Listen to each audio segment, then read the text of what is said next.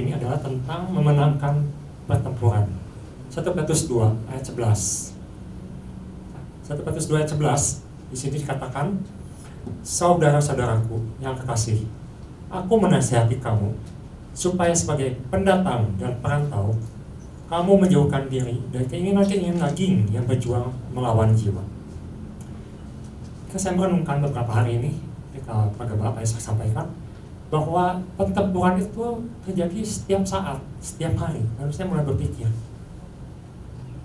semenjak kapan pertempuran itu terjadi?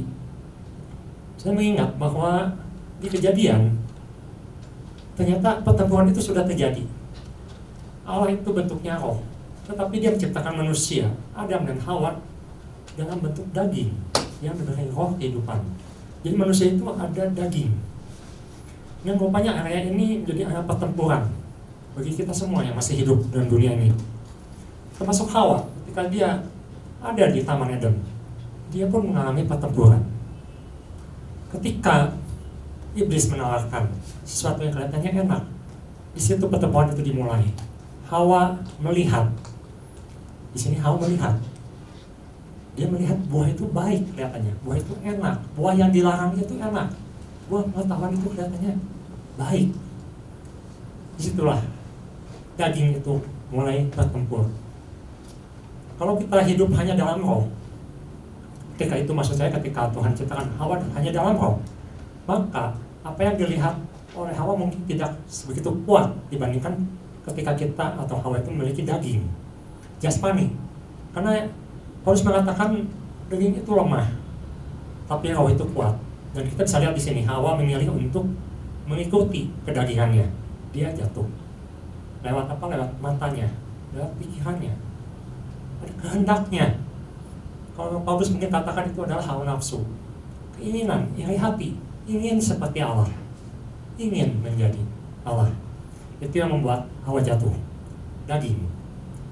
Kita dalam hidup ini selalu dihadapkan dengan pertempuran selama kita masih memiliki daging. Paulus katakan, selama aku memiliki daging, aku ini ingin melakukan sesuatu yang baik, tapi selalu melakukan yang jelek katanya. Jadi ketika Hawa jatuh dalam dosa, dia menjadi hamba dosa. Kita menjadi hamba dosa. Semua manusia menjadi hamba dosa. Lalu Adam pun jatuh dalam dosa dan semua jatuh dalam dosa. Tapi pagi hari ini saya ingin membawa pada perenungan, apakah seperti itu kehidupan kita sekarang? Tidak ada opsi, tidak ada pilihan untuk menang karena kita sudah di dalam dosa. Saya renungkan ketika Hawa jatuh dalam dosa, ada dalam dosa, tetapi Yesus sudah menebus kita, menyelamatkan kita, memulihkan kita. Maka seharusnya semuanya sudah dipulihkan, dosa sudah dihapus, kita sudah dalam keadaan manusia baru, hidup yang baru di dalam Tuhan. Tapi mengapa daging itu masih harus bertempur melawan keinginan-keinginan, melawan dosa, melawan kemalasan, sehingga kita ini hidup sepertinya tidak berkemenangan. Itu yang akan kita renungkan hari ini. Ketika Yesus sudah menebus kita dan kita diberikan sesuatu yang baru, segala sesuatunya baru, diberikan roh. Nah, di sini yang saya renungkan, rupanya masih ada pertempuran antara daging dan roh. Nah, tetapi ada sesuatu yang berbeda. Apa bedanya?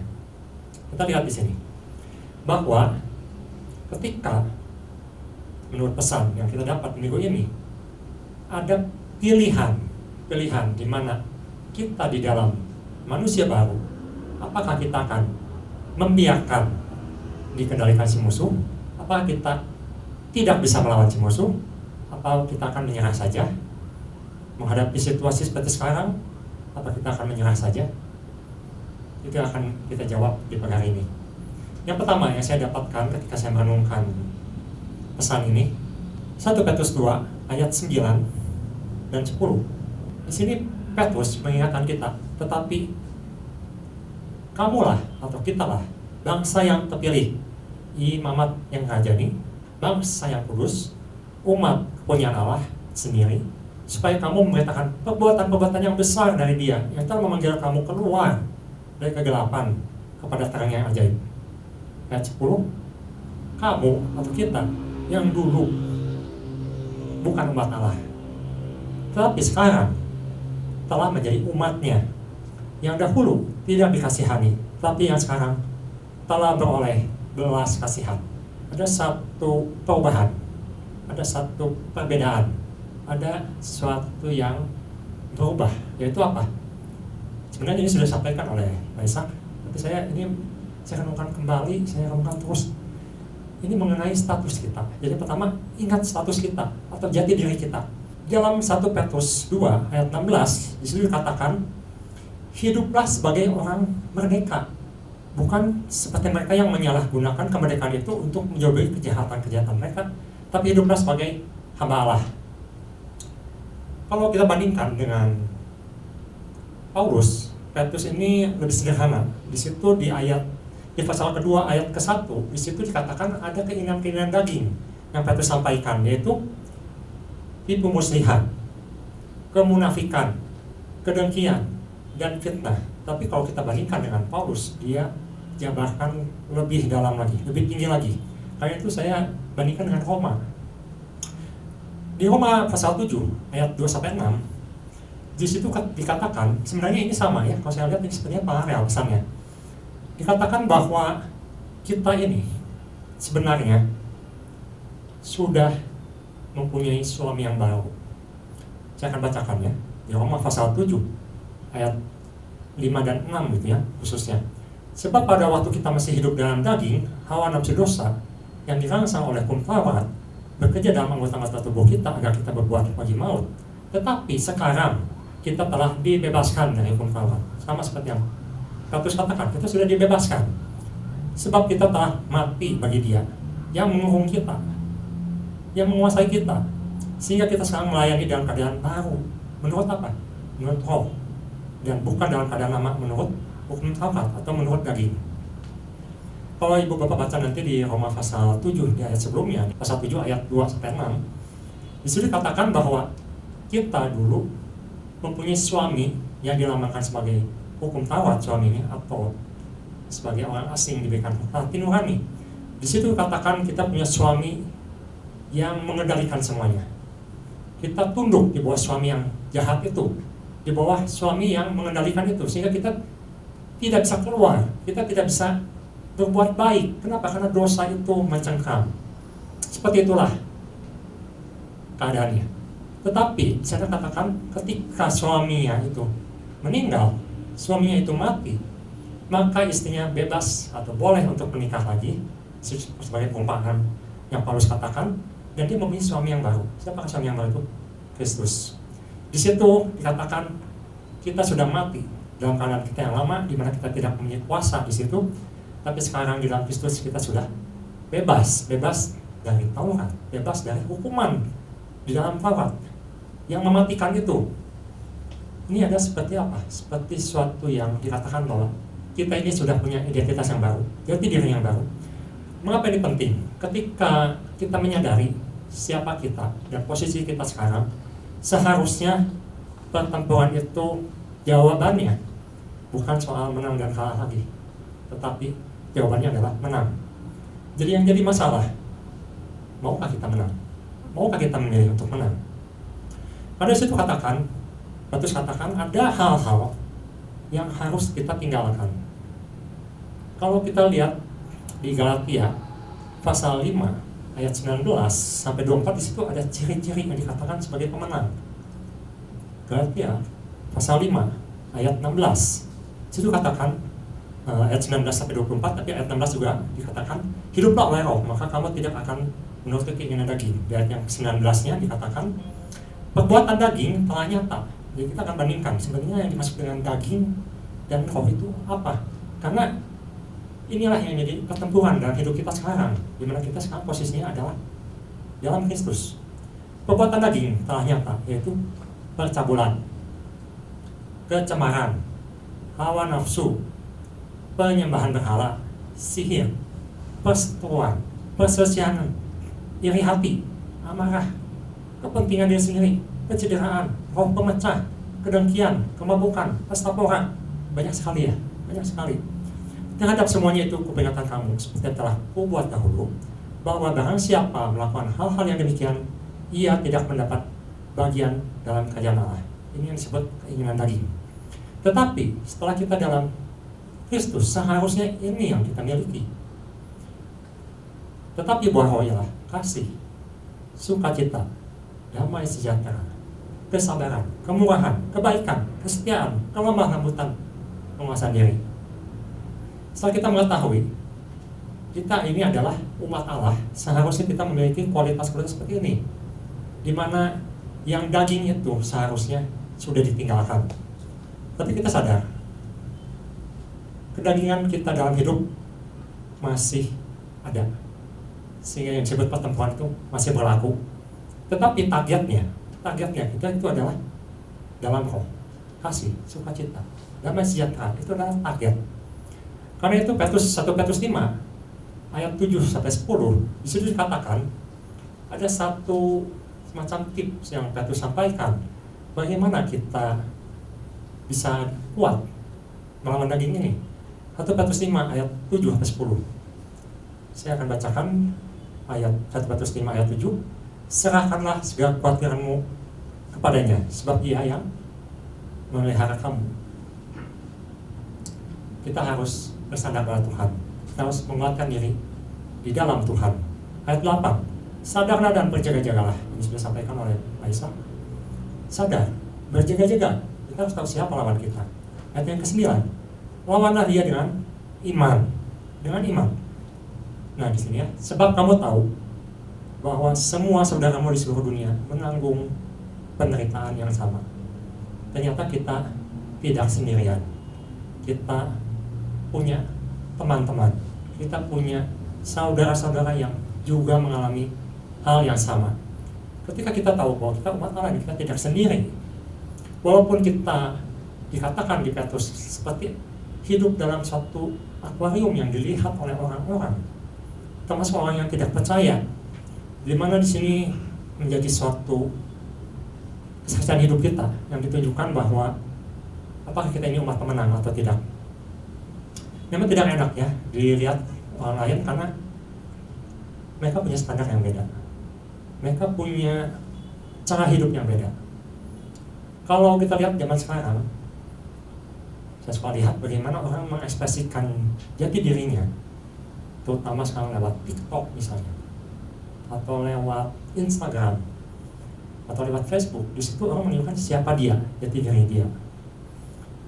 Mungkin kita punya standar-standar atau kualitas etika yang berbeda, karena Tuhan mengatakan kita ini umat yang sudah dipanggil keluar dari dunia, eklesia, keluar dari standar yang dunia itu. Tetapi kalau kita masih menginginkan standar-standar seperti itu yang Paulus katakan, kamu sudah memilih suami yang baru, tapi kamu masih pengen hidup seperti cara yang lama. Nah itulah yang membuat kita menjadi sulit bergerak, yang membuat kita tidak berkemenangan. Saya tidak mengatakan bahwa sebagai orang yang sudah percaya kita ini sempurna, tetapi apa yang kita harapkan, apa yang kita fokuskan dalam hidup kita itu akan sangat berpengaruh kepada hasil. Sebagai contoh, di masa pandemi ini kita harus melakukan 5M, dan kita terapkan, dan banyak yang memuji gereja kita dalam hal ini ketat sekali.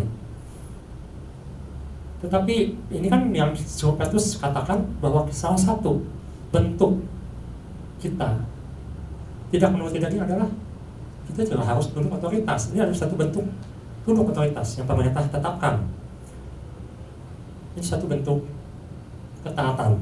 Ketika kita disorot oleh orang dunia dan kita berpikir, aduh, kok jadi orang Kristen ini nggak enak ya? Kalau orang dunia itu bebas, ini boleh itu boleh. Orang Kristen seperti banyak dibatasi.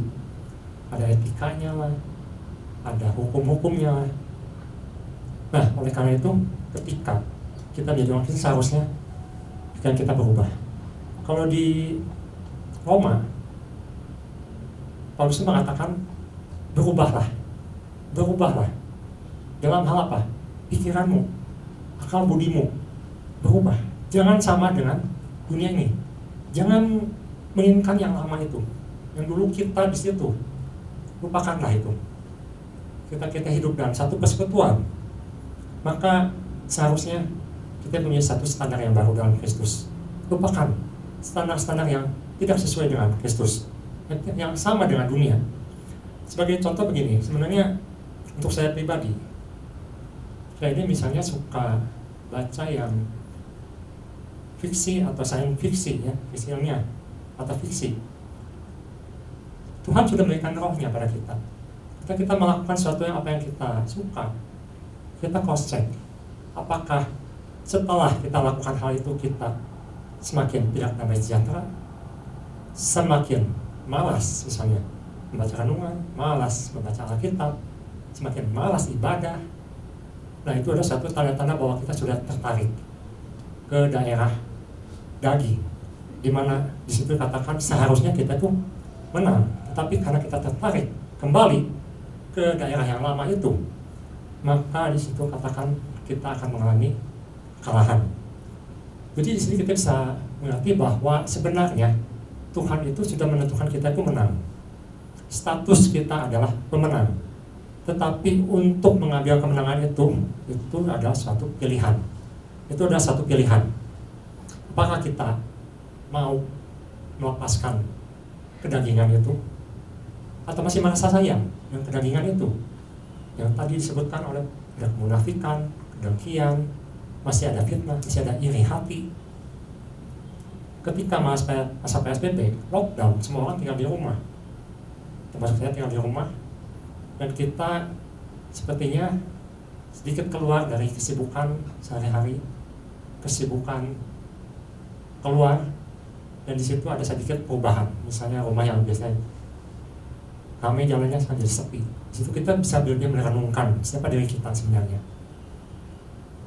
Tetapi ketika kita mulai keluar kembali, ketika mulai beraktivitas kembali, maka godaannya lebih besar. Kenapa? Karena mulai melihat apa yang dimiliki orang lain, mulai ada keinginan untuk lebih dari orang lain, ingin mendapatkan sesuatu yang orang miliki. Nah, itu disebut iri hati. Nah, itu yang Petrus katakan, itu ada keinginan daging. Itu ada keinginan daging. Ketika kita menginginkan sesuatu di luar Kristus, tapi memuaskan kedagingan, seperti apa yang Hawa lakukan, keinginan daging kita dipuaskan, hawa nafsu, perselisihan, pencederaan, itu yang ditekankan, yang besarkan, maka kita dengan kata lain tidak mengambil kemenangan. Walaupun kita statusnya pemenang, tetapi kita tidak mengalami kemenangan. Jadi bagian pertama ini kita diberikan pilihan. Ingat, status kita itu siapa? Apakah kita mau berbuah atau mau balik ke keadaan yang lama? Kita tahu keadaan yang lama itu tidak memberikan kemenangan. Ini ada satu pergumulan dalam kehidupan kita. Tetapi ketika kita sadar siapa kita ini di hadapan Tuhan, siapakah kita sekarang ini, seharusnya kita harus lebih memilih yang apa yang Tuhan inginkan, yaitu buah-buah roh dalam kehidupan kita.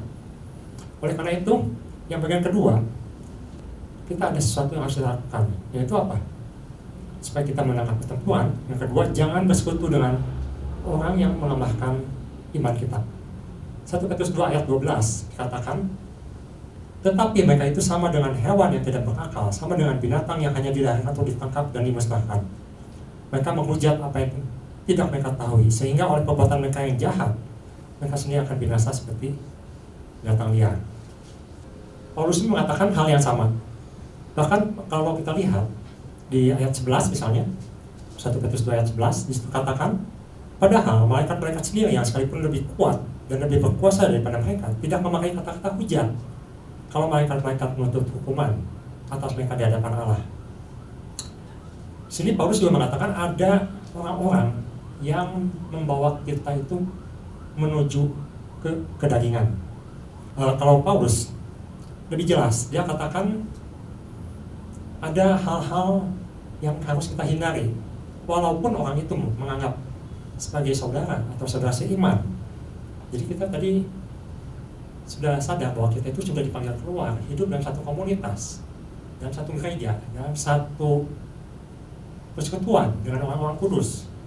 Tetapi Kalau kita perhatikan, misalnya di 1 Korintus 5 ayat 11, di situ Paulus mengingatkan dengan sangat keras akan hal ini. 1 Korintus 5 ayat 11. Tetapi yang kutuliskan kepada kamu ialah supaya kamu jangan bergaul dengan orang yang sekalipun menyebut dirinya saudara, tetapi kehidupannya seperti apa?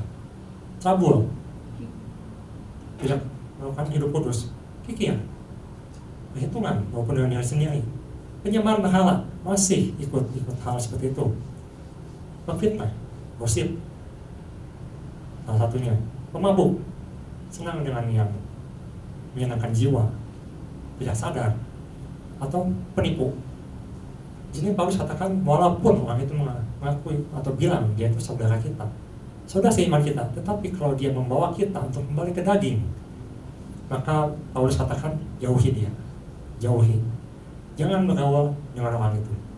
Ini suatu teguran yang sangat keras, karena sebenarnya kekuatan kita untuk memenangkan pertempuran, ketika tadi disebutkan, kita tidak sendiri.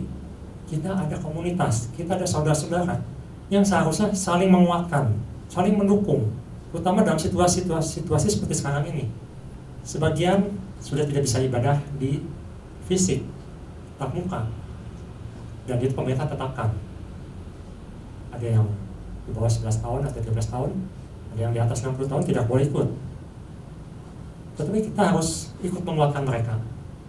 Tapi ada juga orang yang mengaku saudara, tetapi membawanya turun, selalu membawanya ke area yang lama, ke area yang menjauh atau kedagingan. Dan ini Paulus katakan jauhi, walaupun dia mengaku saudara. Ini satu peringatan. Faktor apa lagi? Paulus katakan di Galatia 6 ayat kedua dikatakan bertolong-tolonganlah menanggung bebanmu. Di sini saya lihat persekutuan itu harus lebih kuat tadi. Persekutuan antara orang-orang kudus atau saudara seiman, kita harus bertolong-tolongan menanggung beban. Seperti yang sudah disampaikan oleh Pak Gembala juga, tahun ini mungkin tidak lebih baik dari tahun kemarin. Kita tahu tahun kemarin pun sudah sulit, tahun ini mungkin tidak lebih baik. Kelihatannya begitu. Tetapi kalau dikatakan bertolong-tolonganlah, saling menguatkanlah. Oleh karena itu, sebagai umat yang Petrus katakan, kita ini sebagai perantau, orang yang hanya menumpang di bumi ini, yang hanya hidup sementara dalam bumi ini. Kita ditunjukkan oleh Tuhan mempunyai satu komunitas dalam kehidupan kita sebagai orang percaya. Maka Paulus katakan bertolong-tolonganlah menanggung bebanmu. Ketika beban itu dibagi rata, ketika beban itu dibagi-bagi, maka akan menjadi lebih ringan dalam menghadapi situasi yang sulit, dalam menghadapi godaan-godaan yang membawa kita kepada kedagingan itu. Ibrani 10 ayat 24-25, salinglah memperhatikan, salinglah mendorong dalam kasih, salinglah berbuat baik, salinglah menasehati. Jangan menjauhkan diri dari pertemuan ibadah. Ketika ibadah dilakukan secara streaming, online dan offline, bagi saya pribadi, online itu jauh lebih sulit. Kalau kita offline, pagi-pagi sudah siap-siap, sudah mandi, sudah pakaian rapi, semuanya dipersiapkan dengan baik. Tetapi untuk offline, lebih sulit. Itu dituntut suatu kualitas yang lebih tinggi sebenarnya dibanding tatap muka. Kenapa? Karena di situ mereka harus mempunyai kualitas yang sama ketika melihat ibadah, ikut ibadah, bukan menonton ibadah, tapi ikut ibadah. Maka mereka harus mempersiapkan sama seperti kita yang tatap muka. Itu ada satu godaan yang besar. Saya pun pernah menghadapinya, mengalaminya. Itu jauh lebih sulit dibandingkan kita tatap muka. Kalau tatap muka kita sepertinya sudah mempersiapkan 1 jam, 2 jam sebelumnya. Tetapi kalau online, tinggal klik, selesai. Dan jadi pertanyaan, apakah kita ikut ibadah atau nonton ibadah? Harus punya kualitas lebih tinggi lagi. Oleh karena itu, dalam menghadapi pertempuran ini, kita harus saling menguatkan satu sama yang lainnya. Bagaimana kita bisa tetap menang, mengambil kemenangan itu dalam Tuhan. Salinglah menguatkan, salinglah menasihati. Ikutlah Komsel misalnya, dimana kita dikuatkan, kita lebih mengerti di situ. Jangan menjauhi. Karena standar dunia ini berbeda dengan standar kita. Kalau kita melihat yang di luar, hanya melihat yang daging, tidak mungkin kita bisa menang. Tidak mungkin. Oleh karena itu, ketika hari ini kita diingatkan kembali, Tuhan ingin kita menyadari kembali status kita, jati diri kita, siapa kita. Kita ini adalah orang-orang yang sudah dipanggil untuk suatu kemenangan. Pilihan di tangan kita. Apa yang akan kita pilih? Apa yang kita akan kita hidupi? Apa yang akan kita makan? Apa yang akan kita lakukan hari demi hari? Jika ingin kuat, hidupnya dalam roh. Carilah hal-hal yang rohani. Itu akan menguatkan kita untuk menghadapi peperangan dalam menghadapi kedagingan kita. Yang kedua, jangan bersekutu dengan orang yang melemahkan kita. Lagi yang sedikit akan merusak semua yang baik. Bersekutulah, saling menguatkanlah, saling menasihatilah. Itu yang seharusnya kita lakukan supaya kita sama-sama bisa menang dapat tempuhan ini. Ya, Tuhan Yesus memberkati.